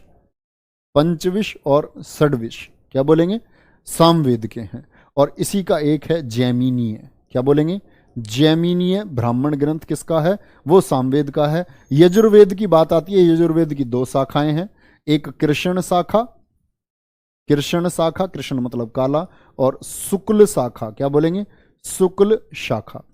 शुक्ल शाखा का जो है वो है सतपथ, क्या बोलेंगे, शुक्ल शाखा का है सतपथ। तो सतपथ किसका ब्राह्मण ग्रंथ है, वो यजुर्वेद का हो गया। और बच्चे तैत्रेय, यहां कभी कंफ्यूज मत होना, तैत्रेय है आपका बच्चे किसका, यजुर्वेद का। ऐत्रेय है आपका ऋग्वेद का, ठीक है। अथर्ववेद का एकमात्र है गोपथ, गोपथ ब्राह्मण ग्रंथ, क्या बोलेंगे इसको, गोपथ ब्राह्मण ग्रंथ। ये किस चीज के लिए लिखे गए बच्चे, ये लिखे गए आपके कि हम वेदों को और अच्छे से समझ सकें, ठीक है। बहुत बढ़िया। संख्यायन से आगे क्या लिखा है आपने, कोशीत की, कोशीत की, क्या बोलेंगे, कोशीत की लिखा है बच्चे। संख्यायन से आगे मैंने लिखा है कोशीत की। राइटिंग समझ में नहीं आती क्या मेरी, है भाई, यारे पगलुओ, हाँ भाई, बहुत बढ़िया। आप जब अच्छा लिखते हैं तो बच्चे दिल से, सच में दिल से खुशी होती है उस चीज की। कोई नहीं बच्चे, जीएस को मिल करके मजबूत करेंगे, मिल करके मजबूत करेंगे हम लोग, ठीक है। एक कह रहा बच्चे, सर जी थोड़ा सा डीप करवाओ। बेटा दुनिया में एक तो किताब उठा लेना कोई भी, और दुनिया में जिस किसी ने पढ़ा रखा हो उस यूट्यूब वीडियो को देख लेना, किसी कोर्स लेकर देख लेना। वादा कर रहा हूं, इस बात का वादा, अब तक जो भी पढ़ाया होगा या इन फ्यूचर जो भी पढ़ाऊंगा वो सबसे बेटर होगा। ऐसा नहीं है कि मैं सबसे परफेक्ट दुनिया में, लेकिन मैं इस बात का वादा कर सकूं मैं तुम तक डिलीवर सबसे बेस्ट करूंगा। तुम अभी जानते ही नहीं हो डीप क्या होता है, क्या जरूरी है ना। तो वो सीख जाओगे आप, परीक्षा में बैठोगे, परीक्षा में बैठने के बाद महसूस करोगे उस चीज़ को। जब मैंने ऐसे पहले बार क्लास ली थी ना यूपीएसआई में, जब बच्चे मुझे जानते भी नहीं थे, तो यूपीएसआई में मैंने हिंदी क्लास ली पहली बार, तो मैं जाकर खड़ा हुआ, इस दिन अपलोड करवाऊंगा वीडियो में, जाकर खड़ा हुआ, मतलब मुझे ऐसा लग रहा था, बच्चों ने बोला था कि भाई नहीं, हिंदी तो अंकित भाटी सर खुद पढ़ाएंगे। बहुत सारे बच्चों ने बोला, मैं जाकर के क्लास ली ऐसी। बस बच्चे, पहली क्लास मेरी हुई थी, पहली क्लास में शायद एक या दो कमेंट ऐसे मिले थे, और यूट्यूब पे वीडियो आज भी पड़ी हुई है, 3 जनवरी की वीडियो पिछले साल की। सेकंड क्लास से किसी बच्चे कमेंट नहीं आया। आज वही बच्चे हैं यूपीएसआई में जो मतलब सब कुछ मान चुके हैं, सब कुछ। और सबसे ज़्यादा परसेंटेज सिलेबस मैंने यूपीएसआई में पढ़ाया, बेसिक लॉ भी, हिंदी भी। तो मतलब ज़रूरत होती है, आप धीरे धीरे ही ये चीज़ें समझ पाएंगे कि आपके लिए क्या ज़रूरी है। और सबसे ज़्यादा ज़रूरी आप जब जान पाओगे जब आप परीक्षा हॉल में बैठ करके आ जाओगे, तब आपको शायद पता चलेगा कि आपको क्या पढ़ना था और क्या पढ़ाया गया और क्या ज़रूरी था और क्या ज़रूरी नहीं था। तो बस परीक्षा तक का वेट करेंगे, मेहनत करते रहेंगे, उसके बाद सब कुछ डिसाइड होता है, ठीक है। यहां तक कोई दिक्कत, यहां तक कोई दिक्कत बच्चे बोलेंगे, यहां तक की बात में कोई दिक्कत, ठीक है, बहुत बढ़िया। आगे बात आती है बच्चे वेदांगों की। वेदांग कितने हैं, वेदांगों की सिर्फ संख्या याद रख लेना, 6 हैं। और जो बच्चे जानने चाहते हैं 6 कौन कौन से हैं, ये है शिक्षा, शिक्षा जिसमें मंत्र आदि का उच्चारण बताया गया, कल्प, कल्प जिसमें बताया गया क्रिया विधि रस्म होती हैं जैसे हम रीति रिवाजों को मानते हैं, शिक्षा कल्प। फिर एक है आपका वेदांग निरुक्त, निरुक्त, निरुक्त में क्या था, निरुक्त में बताया गया कि कोई भी शब्द है, जैसे आप कहते हैं अरबी भाषा का शब्द है, ये हिंदी भाषा का शब्द है, ये लैटिन है, तो ये शब्दों की उत्पत्ति किसमें बताई गई है, वो निरुक्त में बताई गई है आपकी। और बच्चे छंद, छंद आप हिंदी में ही पढ़ेंगे, रस छंद अलंकार। किसी वाक्य को लिखते समय जो तुकबंदी आती है वो छंद में है, छंद हो गया। ज्योतिष, एस्ट्रोलॉजी, जब आपको बच्चे आपका भविष्य, जैसा आप हाथ नहीं दिखाते किसी किसी को, गुरुजी मेरे हाथ में ब्याह लिख रहा नहीं लिख रहा, ब्याह हो जाएगा नहीं हो जाएगा, पैसा हो जाएगा नहीं हो जाएगा, तो वो ग्रह नक्षत्र देख करके फिर आपको पागल बना करता और अलग तरीके की बातें बताएगा, कहेगा यार वो तो है ही नहीं, पैसे वाली लाइन तो है ही नहीं। तो वो तो हुआ हस्तरेखा विशेषज्ञ। ऐसे ही जब नक्षत्रों के ज्ञान को देखा जाता गिरोहों से जोड़ करके, तो वो ज्योतिष हो गया, एस्ट्रोलॉजी, ठीक है। व्याकरण, ग्रामर, आप चीजों को कैसे बोलेंगे, कैसे आप शब्दों को ठीक लिखेंगे, ये सब किसमें बताया गया, व्याकरण। और व्याकरण के बारे में लिख लेना। जो व्याकरणकार हैं, जो व्याकरण को बहुत अच्छे से जानता है ना, अनेक शब्दों के लिए एक शब्द है, उसको बोलते हैं वैयाकरण। और वैयाकरण कौन है? भारत के पहले वैयाकरण है, जिन्होंने व्याकरण के बारे में सबसे पहले बताया, वो आदमी है हमारे हिंदुस्तान के पाणिनि। बोलेंगे पहले वैयाकरण कौन थे? व्याकरण नहीं, व्याकरण तो एक तरीका हुआ कि आप शब्दों को कैसे सही लिखते हैं, वाक्य को आप सही कैसे लिखेंगे। जो उसको जानता है वो वैयाकरण। और वैयाकरण कौन है? सबसे पहला पाणिनि। और पाणिनि ने ये जो ग्रामर का इस्तेमाल किया, कौन सी पुस्तक में किया था? अपनी इनकी थी अष्टाध्यायी। पाणिनि की पुस्तक कौन सी? अष्टाध्यायी। तो अष्टाध्यायी में क्या बताया गया है बच्चे? व्याकरण को बताया गया है। किसको? व्याकरण को बताया गया है। ऐसे ही तो वेदांग क्यों लिखे गए जी? ये वेदांगों की जरूरत क्यों महसूस हुई बच्चे? जैसे जैसे आगे चल रहा है तो चीजों को, पिछली चीजों को समझाने के लिए और आसान बनाने के लिए। जैसे मेरा आप लोगों से एक क्वेश्चन है, जैसे एक बच्चे का क्वेश्चन था, एक बच्चे ने पूछा हुआ है कि वेद सबसे अच्छे हैं या फिर आपकी भगवत गीता अच्छी है? वेद और भगवत गीता में हम देखें कौन अच्छा है। तो बच्चे आप एक चीज का जवाब देना मुझे। जैसे आपने एक अंगूठी खरीदी, 100 ग्राम की अंगूठी है। 100 ग्राम खैर इतनी बड़ी अंगूठी तो होती नहीं है। कैसे माने? ऐसा मान लो आप आधे तोले की अंगूठी है, 5 ग्राम की। 5 ग्राम की अंगूठी है बच्चे, और 5 ग्राम में उसमें आधे ग्राम तो हीरा लगा हुआ है और बाकी 4.5 ग्राम है सोना। तो अंगूठी किसकी बोलोगे आप? हीरे की या सोने की? 4.5 ग्राम सोना है और आधे ग्राम उसमें हीरा है। तो मैं आप बच्चों का मस्तिष्क देखना चाहता हूं। बोलेंगे बच्चे? आप बच्चों का मस्तिष्क देखना चाहता हूं मैं कि आप लोग क्या बोलोगे उसको। बताएंगे सब लोग? हीरे की अंगूठी या सोने की अंगूठी? हीरो की अंगूठी या सोने की अंगूठी? सर जी बड़ा लिखिए बच्चे, इससे बड़ा नहीं लिख सकता मैं, इससे बड़ा नहीं लिख सकता। तुम्हारी सारी इच्छा मुझ पर पूरी भी नहीं होने की, क्योंकि मैं भगवान ब्रह्मा थोड़ी हूं। अब सारी इच्छाएं, तुम सबकी जो भी इच्छाएं वो पूरी हो जाएंगी। बताओ। सोने की बहुत सारे बच्चे कह रहे हैं सोने की। तुम लोग मूर्ख लोग हैं जो सोने की बता रहे हैं। तो प्यारे बच्चे, हीरे की अंगूठी पूरी हीरे की नहीं होती, उसमें बस थोड़ा सा हीरा होता है, बाकी तो बाकी मेटल होता है उसमें। तो ऐसे ही जैसे वेद है ना, ऐसे ही भगवत गीता की कीमत है। देखो महाभारत में 1 लाख श्लोक हैं, लेकिन जो आपका भगवत गीता है उसमें मात्र 700 श्लोक हैं। लेकिन कीमत किसकी है? भगवत गीता की। क्यों कीमत है जी? क्योंकि बच्चे वो भगवान ने खुद बोला है। बाकी ये जो वेद है ना, ये अनुश्रुति बोलते हैं इनको, अनुश्रुति। अनुश्रुति मतलब जो पहले से हम सुनते आ रहे हैं, परंपरा से जो बात चली आ रही है, जो हम हमेशा से सुनते आ रहे हैं, उसको बोलते हैं अनुश्रुति। ये सुना गया है, और सुना गया है तो जब मैं अपने बेटे को कुछ बताऊंगा, वो उसको कुछ बताएगा, वो उसको कुछ बताएगा, तो ऐसे चीजें बदलती चली जाती हैं। लेकिन जो चीज भगवान ने स्वयं कही वो गीता में है, ठीक है? तो वो सबसे बेहतर है, क्योंकि वो साहित्य है, एक भगवान द्वारा खुद कहा गया है, सुना हुआ नहीं है, वो अनुश्रुति है। सुना किसने? अर्जुन ने सुना, ठीक है? तो वेदांग 6 इसको आसान बनाने के लिए फिर लिखी गई रामायण। रामायण, रामायण पे बड़े क्वेश्चन है बच्चे। 2 रामायण सबसे ज्यादा प्रचलित है, रामायण से तो कई से प्रश्न बनते हैं। जैसे एक रामायण है संस्कृत भाषा में। बोलेंगे संस्कृत में रामायण किसने लिखी थी? रामायण जो संस्कृत की रामायण है वो लिखी थी वाल्मीकि ने। किसने? वाल्मीकि। सही लिखना, वाल्मीकि शब्द को, वर्तनी का शब्द है वाल्मीकि, ठीक है? और सबसे पुरानी है ये, सबसे प्राचीन रामायण कौन सी है? हर भाषा में रामायण है बच्चे, हर भाषा में, अंग्रेजी में, हिंदी में, ठीक है? और एक प्रसिद्ध है इसमें अवधी भाषा की।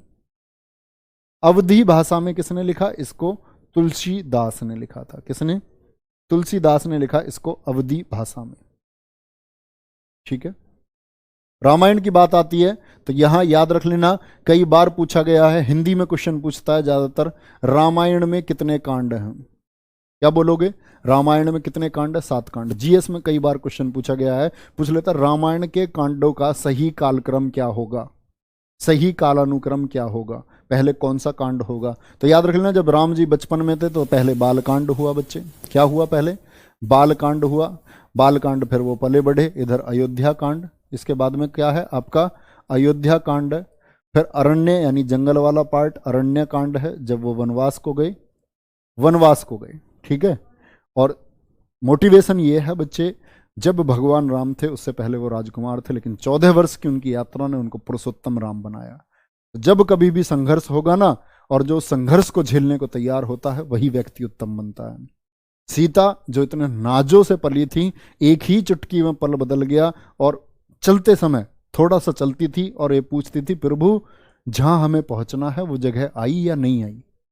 फूलों सी पली सीता, जिसके पैर में हर टाइम कांटे लगते रहे, हर समय कांटे चुभते रहे, और वो आगे बढ़ती रही, हर पल हर पग रखती, पूछती, प्रभु अभी हमें जहां पहुंचना है वहां हम पहुंचे या नहीं पहुंचे, हर कदम पर। तो बच्चे यही है, जो आपका मार्ग है ना, उस मार्ग पर आप कितनी मेहनत करते हैं वही तय कराएगा कि आप क्या कहलाएंगे, इन फ्यूचर आप क्या होंगे, भविष्य में आप क्या होंगे, ये आपका आज तय करेगा, हर आज तय करेगा।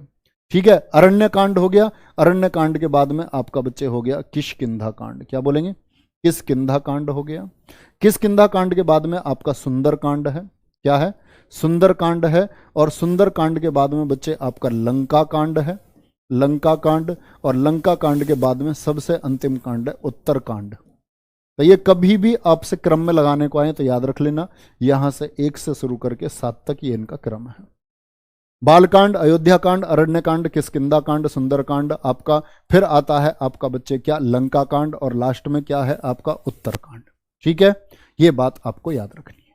तो अवधी भाषा में, अब आपसे पूछे तमिल में किसने लिखी जी रामायण? तमिल भाषा में कंबन ने लिखी है, कंबन ने। ठीक है। आपसे पूछे फारसी में किसने लिखी है? फारसी में तो अकबर के टाइम पे भी बताऊंगा, ये लिखी है अब्दुल कादिर बदायूनी ने। रजमनामा नाम से लिखेगा ये। इसकी बात विशेष तौर से तभी करेंगे, अकबर में तो ज़्यादा बेहतर है, क्योंकि महाभारत और रामायण का यही फारसी में अनुवाद किया किसने? अब्दुल कादिर बदायूं ने, अकबर के कहने पर। बांग्ला में पूछे, बांग्ला भाषा में रामायण का अनुवाद किसने किया था? तो कृतवास ने किया। किसने? कृतवास ने किया। और बच्चे आपसे पूछ ले अंग्रेजी भाषा में, अंग्रेजी भाषा में रामायण का पहली बार ट्रांसलेशन, रामायण अंग्रेजी में पहली बार किसने लिखी? तो ये व्यक्ति थे RTH ग्रिफिथ, काशी विश्वविद्यालय से जुड़े हुए एक अंग्रेज थे, RTH ग्रिफिथ। एक बच्चा कह रहा है जी ये तो 6 हुए, बताओ। 1 2 3 4 5 6 7, गिनती भी नहीं आती अभी बहुत सारे बच्चों को, तो कह रहा है जी 6 है ये तो। चलो यहां तक आएंगे बच्चे। वेदों की भाषा कौन सी? बच्चे वेदों की भाषा संस्कृत है।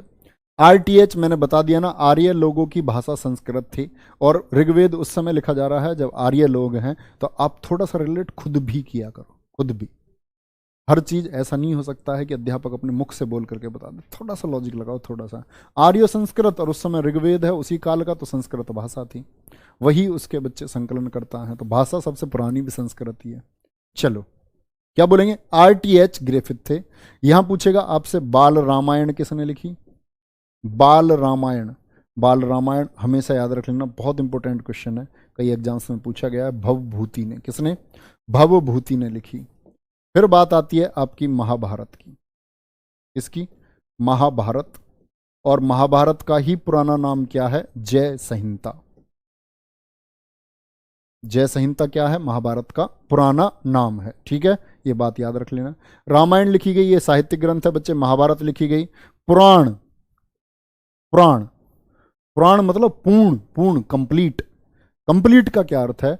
कि जो कुछ भी वेदों में रह गया, जो कुछ भी आपका साहित्यिक ग्रंथ हो रामायण महाभारत में बचा, उसको पूरा करने की कोशिश की गई पुराणों के द्वारा। किसके द्वारा? पुराणों के द्वारा। तो पुराणों ने इस ज्ञान को पूरा किया है। तो बहुत बार प्रश्न पूछा जाता है पुराणों की कुल संख्या कितनी है? पुराण बच्चे 18। पुराण कितने हैं? बोलेंगे एक बार, पुराण है भैया जी 18। और सबसे पुराना पुराण, सबसे पुराना पुराण कौन सा है? पुराण, ये है आपका मत्स्य पुराण, मत्स्य पुराण। अब आपको एक बात समझनी होगी, मैंने बताया डार्विनवाद के बारे में कि उसने एक पुस्तक लिखी थी ओरिजिन ऑफ स्पीसीज, मानव जाति के विकास के बारे में। तो वो लोग क्या बोलते थे? उन्होंने बोला कि मानव जाति वानर के करीब है, वानर के समीप है, उससे निकटतम है। लेकिन बच्चे बात आती है हमारे जो ये मत्स्य पुराण है ये क्या कहता है? यहां अगर हम देखते हैं भगवान विष्णु की बात, तो भगवान विष्णु के कितने अवतार हुए? 10 अवतार हुए। भगवान विष्णु के कुल कितने अवतार हुए? 10 अवतार हुए। तो ये 10 अवतार हमारी इवोल्यूशन थ्योरी को बताते हैं कि हमारा विकास कैसे हुआ है। हमारे शास्त्र क्या कहते हैं? हमारे शास्त्र कहते हैं हम पहले मछली थे, मत्स्य। भगवान विष्णु का पहला अवतार मत्स्य, वो एक मछली थे। ठीक है, यानी हमने पहले हम जल में हमारा जन्म हुआ और जल के बाद में हम आए बच्चे कहाँ? जल के बाद में हम आए आपका जमीन की तरफ। कुर्मा अवतार। कुर्मा मतलब कछुआ। कुर्मा संस्कृत भाषा का शब्द है, क्या अर्थ होता है? कछुआ। इसके बाद में हम वराह पर आए। वराह मतलब जो पानी और जल दोनों में कछुए की तरह, मतलब और विकास हो रहा है हमारा, जल से हम आगे बढ़ रहे। वराह हुआ, वराह अवतार हुआ। फिर हम नरसिंह। नरसिंह मतलब समझते हो ना? नरसिंह अवतार, जब भगवान विष्णु ने हिरण्यकशिपु जानते हो? प्रहलाद उनका भगत था, उसकी रक्षा के लिए हिरण्यकशिपु का वध किया था। और उस वध में क्या हुए थे? भगवान आधे जानवर और आधे इंसान बन के आए थे। जब उसको चौखट पे उसका पेट खोल दिया था, कहानी सुनिए? नहीं, उसने बोला था ना, मैं घर के बाहर मरूं ना घर के अंदर। अच्छा, चौखट पे ही फाड़ देता हूं तुझे, चौखट पे ही पेल देता हूं। तो चौखट पे बैठा ले। तो नरसिंह अवतार थे ये। नरसिंह अवतार के बाद में आपका वामन अवतार हुआ। वामन मतलब अर्थ होता है, संस्कृत में शब्द है बौने को बोलते हैं, बौना। राजा बलि जिसे बहुत घमंड था, भगवान विष्णु से ऐसी वो याचक बन करके गए, बोले 2.5 गज जमीन चाहिए, 2.5 पग धरती। बोला ले लो, 2.5 पग में क्या जा रहा। उन्होंने अपना विराट स्वरूप धारण किया और 2.5 डग में पूरी पृथ्वी नाप ली। अब बता, मतलब 2.5 डग भी पूरे हो नहीं पाए। 3 पग की बात थी, तो 2.5 पग में पूरी पृथ्वी नपने ही वाली थी। उन्होंने बोले हाँ भाई बलि अब क्या देगा, बता अब क्या दे सकता है। उसने हाथ जोड़ लिए। फिर तो ये इवोल्यूशन बताया गया कि हमारा विकास कैसे हुआ। वामन अवतार के बाद में फिर छठे अवतार आपके भगवान श्री राम हुए। ठीक है, भगवान श्री राम के बाद में 7वें अवतार भगवान श्री कृष्ण हुए। 8वें अवतार आपके भगवान परशुराम हुए। कौन हुए? भगवान परशुराम हुए। 9वें अवतार आपके बौद्ध धर्म के संस्थापक बुद्ध हुए, जो हम आगे की क्लास में पढ़ेंगे महात्मा बुद्ध के बारे में। 10वें अवतार का जन्म पुराण कहते हैं, अभी नहीं हुआ है। और 10वां अवतार कौन है बच्चे? 10वां अवतार है आपका कल्कि। कल्कि कहते हैं कि जब दुनिया में पाप बहुत ज्यादा बढ़ जाएगा तब कल्कि का जन्म होगा। कल्कि का जन्म होगा, देवदत्त नामक घोड़े पर बैठ करके आएगा और दुनिया से सारी बुराई को खत्म करेगा।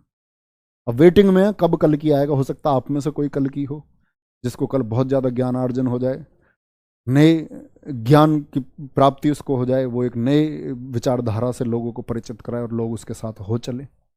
हो सकता है ना कोई भी, वो किस तरह का नया सिस्टम बनाए। जैसे बौद्ध लोगों का सिस्टम महात्मा बुद्ध ने बना दिया था, वो लोग उन्हीं को मानते हैं।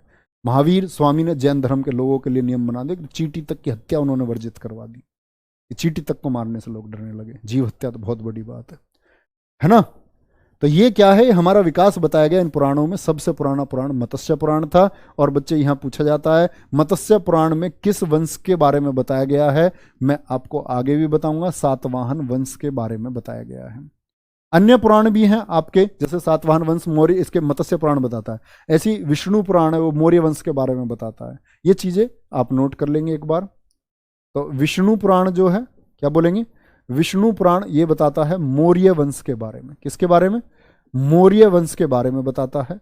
और फिर बात आती है आपके बच्चे वायु पुराण। वायु पुराण जो है ये बताता है आपका गुप्ताज के बारे में, गुप्त वंश के बारे में। भारतीय इतिहास का स्वर्णकाल रहा है गुप्त वंश। ठीक है, और यहां फिर आती है भागवत पुराण। भागवत तो आप जानती है भगवान श्री कृष्ण के लिए होती है, तो ये कृष्ण जी के लिए, भगवान श्री कृष्ण, यानी कृष्ण भक्ति से इसका संबंध है। ये प्रमुख बात है क्योंकि ये सभी क्वेश्चन पूछे जा चुके हैं। बोलेंगे इतनी बात में कोई दिक्कत? इतनी बात में कोई दिक्कत बच्चे? सर जी परशुराम तो रामायण में थे, धनुष टूटने के वक्त आए थे। बेटा वो सब जगह थे, भगवान सब जगह थे। पुराण लिखे गए हैं। मैंने ये नहीं बोला भगवान परशुराम रामायण के बाद में आए हैं। मैंने बोला पुराण लिखे गए इस बात को समझाने के लिए जो चीजें अधूरी रह गई उधर। समझ रहे हो? नहीं, इसका कोई मतलब ना तो इससे है कि इनके अवतार से, मैं अवतार बता रहा हूं इनके। तो मैंने कब बोला कि रामायण में नहीं थे? बिल्कुल रामायण में थे। ठीक है, तो क्या बोलेंगे? सबसे पुराना पुराण ये सब हो गया। ये बातें आपको याद रखनी है बच्चे। और एक छोटी सी चीज बचती है, वो है ज्वालो उपनिषद की बात। ज्वालोपनिषद की बात है। और ज्वालोपनिषद में क्या बताया गया है आपका बच्चे, यहाँ 4 आश्रम बताए गए हैं। क्या बताए गए हैं? 4 आश्रम बताए गए हैं। ये हमेशा याद रख लेना। 4 आश्रम कैसे? पहला आश्रम है ब्रह्मचर्य, कि मनुष्य को अपने जन्म से लेकर के 25 वर्ष तक ब्रह्मचारी होना चाहिए। ब्रह्मचारी का क्या मतलब होता है भैया? मतलब किसी स्त्री से संबंध नहीं बनाना चाहिए, ना ऐसा सोचना चाहिए, ये बात, इसको बोलते हैं ब्रह्मचर्य। ब्रह्मचर्य का मतलब है जो आपके अंदर तेज है, जो आपको ज्ञान की तरफ ले जा सकता है, उस तेज को आप कहीं और व्यर्थ ना करें। ठीक है, स्वयं पर ध्यान दें। तो 25 वर्ष तक ब्रह्मचारी आपको रहना है। फिर करना भैया, मतलब गृहस्थ बोलते हैं, घर में, घर के अपनी जो जिम्मेदारियां उनको जीना। जैसे मैंने बताया, समावर्तन संस्कार जब हो जाता है उसके बाद गृहस्थ की मंजूरी गुरुजी कहते हैं बेटा जाओ अब शादी कर लो कुछ दिन। ठीक है, 25 से 50 वर्ष, 25 वर्ष तक क्या रहो? घर में रहो। फिर चले जाना जंगल को, वानप्रस्थ। ये व्यक्ति का धर्म है। ज्वालोपनिषद कहता है कि वानप्रस्थ 50 की से ज्यादा उम्र होने पर आपको जंगल के लिए निकल जाना है, पत्नी ज्यादा परेशान करे तो, नहीं तो घर ही रह लेना, कोई दिक्कत नहीं है। वानप्रस्थ के बाद में फिर है आपका सन्यास।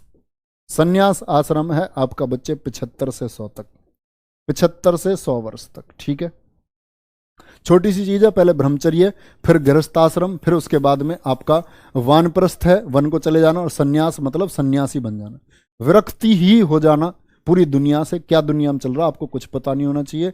आपको आत्मा और परमात्मा के ज्ञान को इकट्ठा करना है, जीव और ब्रह्म के बारे में सोचना है कि इनकी उत्पत्ति कैसे हुई है, ध्यान लगाओ, ईश्वर से कनेक्ट हो जाओ, है ना, यही संन्यास है। चलो, बहुत बढ़िया। पुराणों के रचयिता कौन है? ये बहुत अच्छा, बच्चे ने एक क्वेश्चन अच्छा पूछा है। बच्चे पुराणों के जो रचयिता है ना, ये अच्छा क्वेश्चन है। इनके रचयिता हैं, ये हैं ऋषि लोमहर्ष और उनके पुत्र थे। लोमहर्ष और उनके जो पुत्र थे, उनके पुत्र का नाम था उग्रशिरवा। पुत्र का क्या नाम था? उग्रशिरवा। इन्होंने पुराणों की रचना की थी। ठीक है बच्चे, थोड़ी सी क्लास 2 मिनट लेट हो रही है, बस आप मेरे 4 क्वेश्चन के जवाब दे दो और फिर चलते बनेंगे हम अपने घर, आप अपने घर, कल मिलेंगे फिर, है ना। एक बार पहले थम्स अप करके बताओ इतनी बात ठीक है।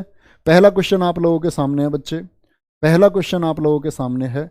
पहला क्वेश्चन है, वेदों को अपौरुषे क्यों कहा गया है?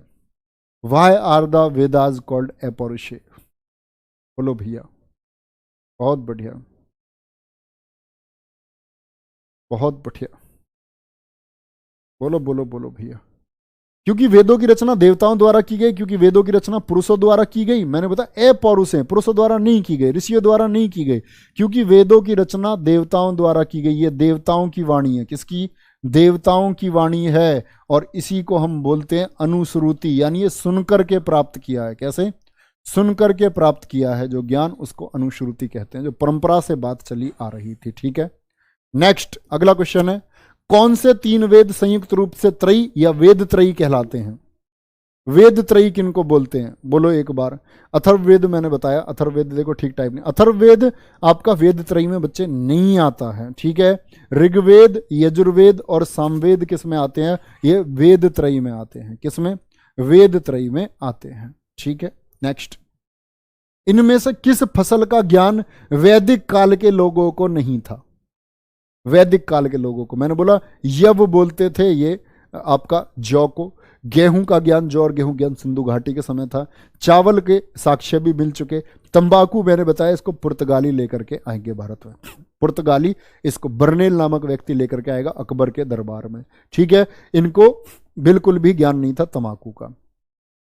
आगे बात आएगी, प्रारंभिक आर्यों के बारे में निम्न कथनों में से कौन सा सही नहीं है? आर्यों के बारे में कौन सा कथन गलत है, ये बताना है। बताओ फटाफट। ये प्रश्न जिसने बता दिया मतलब उसने अब तक की क्लास, बहुत जबरदस्त क्लास की थी, वो सारी बातें सुन रहा था। प्रिय पशु इनका घोड़ा था, देवता इंद्र था, वे संस्कृत बोलने वाले थे। हाँ जी, उनकी भाषा संस्कृत थी। घुड़सवारी किया करते थे, घोड़ा उनका प्रिय पशु था। कई झुंडों में भारत पहुंचे, बिल्कुल झुंडों में पहुंचे। देखो यहां एक बात गलत हो जाती है, वे मुख्यतः नगरों में निवास करते थे। नहीं, नगरीय सभ्यता तो थी ही नहीं। कैसी थी? रूरल सिविलाइजेशन था उनका, ग्रामीण सभ्यता थी। कैसी सभ्यता बताई थी मैंने? रूरल सिविलाइजेशन था। जो सिंधु घाटी थी वो नगरीय थी, वो अर्बन सिविलाइजेशन था। तो ये बात आपको ध्यान रखनी होगी। ठीक है, डी क्या बोलेंगे? कौन सा सही नहीं है, ये पूछा, सही नहीं है तो वो नगरों में निवास करते थे, बात गलत है। चलो भाई आगे नेक्स्ट है, आर्य सभ्यता में मनुष्य के जीवन में आयु के अवरोही क्रम अनुसार कौन सा सही है? अवरोही का मतलब समझ रहे हो? डिसेंडिंग, घटता हुआ। घटते हुए का मतलब क्या है कि सबसे बाद में जो हुआ होगा वो सबसे पहले लगा दो। असेंडिंग, असेंडिंग मतलब चढ़ता हुआ। आरोही, पर्वतारोही, जैसे पर्वतारोही चढ़ता ना पर्वत पर ऊपर। अवरोही मतलब उल्टा, ये डिसेंडिंग और ये होता है असेंडिंग। तो सबसे बाद वाले को देख लो, सबसे बाद में क्या बताया था? अवरोही क्रम में। तो सबसे बाद में मैंने आपको बताया भैया, सबसे बाद में तो सन्यास आना चाहिए, है? ये तो गलत है फिर सारे ही। गृहस्थ पहले हो नहीं सकता, ये भी गलत हो गया। ठीक है भाई, ब्रह्मचर्य, वानप्रस्थ, फिर सन्यास, नहीं जी। ब्रह्मचर्य, फिर गृहस्थ, फिर वानप्रस्थ, फिर सन्यास, नहीं जी। भाई ये तो सीधे सीधे लिख दिया, फिर इसने अवरोही गलत लिख दिया ना, अवरोही गलत लिख दिया। इसको आरोही कर लो आप, तब उत्तर सही बनेगा इसका। आरोही करो क्योंकि ऑप्शन ठीक नहीं है। आरोही में कौन सा हो जाएगा? पहले ब्रह्मचर्य, फिर गृहस्थ, फिर वानप्रस्थ और फिर सन्यास। ठीक है, फिर सन्यास हो जाएगा आपका। चलो भाई नेक्स्ट है, आरंभिक वैदिक कला में वर्ण व्यवस्था किस पर आधारित थी? जो शुरुआत में था वैदिक कला नहीं, वैदिक काल, वैदिक काल। देखो उधर भी कला को आर्ट लिख दिया, वैदिक पीरियड होगा ये। क्या होगा? वैदिक पीरियड। आरंभिक वैदिक काल में वर्ण व्यवस्था किस पर आधारित थी? शिक्षा पर, जन्म पर, व्यवसाय पर या प्रतिभा पर? शिक्षा पर तो कहीं भी आधारित नहीं थी। दो चीजें जो आपका बच्चे उत्तर वैदिक काल है, उत्तर वैदिक काल जैसे आता रहा तो तब चीजें हो गई कर्म के आधार पर, किसमें? सॉरी, जन्म के आधार पर हुई उत्तर वैदिक काल में। किसमें? उत्तर वैदिक काल में, जन्म के आधार पर। लेकिन जो आरंभिक यानी पूर्व वैदिक काल था उसमें थी आपकी कर्म के आधार पर, यानी व्यवसाय के आधार पर। ठीक है प्यारे बच्चे, तो आशा करता हूँ सारी चीज़ें आप एकदम समझ पाए होंगे। एक बार आप लोग बताएंगे आप लोगों की चीज़ें समझ में आई हैं? ठीक है, अभी अंकित चौधरी सर क्लास लेने आ रहे हैं। रियली सॉरी, मैंने क्लास आपकी कुछ मिनट लेट की है। ओके, थैंक यू, जय